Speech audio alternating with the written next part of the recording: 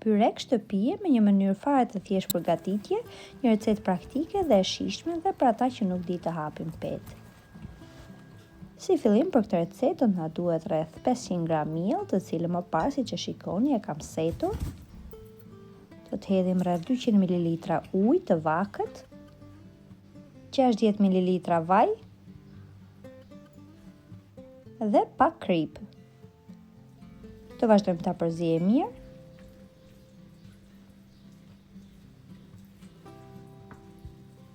Nëse shikoni që masa është pak e butë, mund të hidhni edhe pak miell.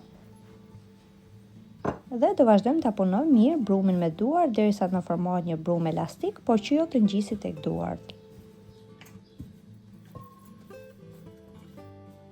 Pasi kemi punuar brumin mirë, do ta vendosim tek tavolina e punës, ku do ta ndajmë në dy pjesë të barabarta dhe më pas siç e shikoni i kam ndarë në kuleç, të cilëve më pas do t'i jap forma të rrumbullakta.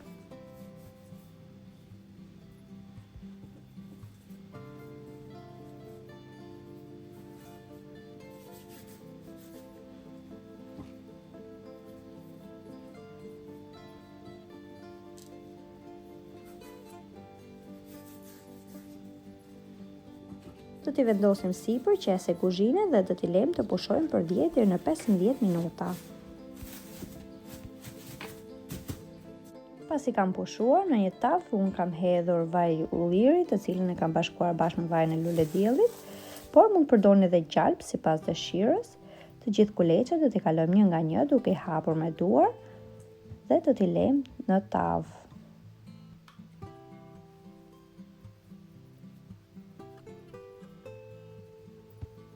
Do vazhdojmë t'i hapim dhe do të veprojmë në të njëjtën mënyrë me të gjitha të mbeturat.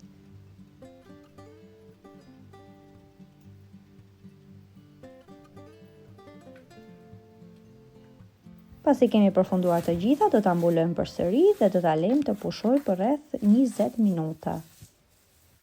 Ndërkohë do të përgatisim mbushjen, unë kam përdorur rreth 300 gram, mund të përdorni djath ose gjiz, 2 vezë, 2 lugë kos dhe pak kripë.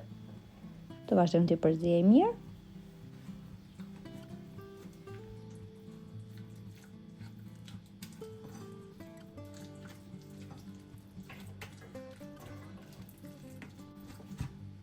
Dhe mbushjen e kemi gati dhe do fillojmë me hapjen e petëve.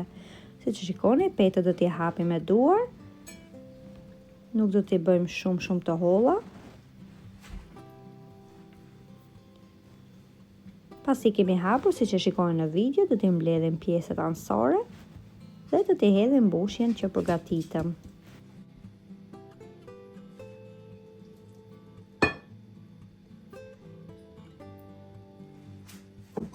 Pasi hedhim mbushjen, do ta mbledhim në formë rulo, siç e shikoni, dhe do t'i vendosim në tavë në të cilën poshtë nuk kam shtuar letër pjekje.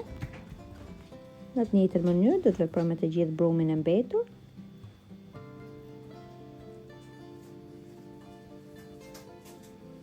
Do t'i mbledhim pjesët anësore, do t'i mbushim dhe më pas do t'i mbledhim.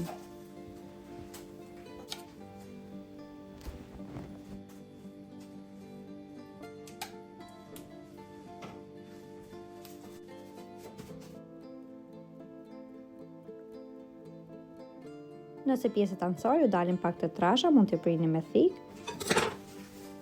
Dhe të gjitha unë i kam vendosur në tas, siç që thash më parë, kam shtuar letër pjekje. Do t'i lyejm sipër me gjalp të shkrirë.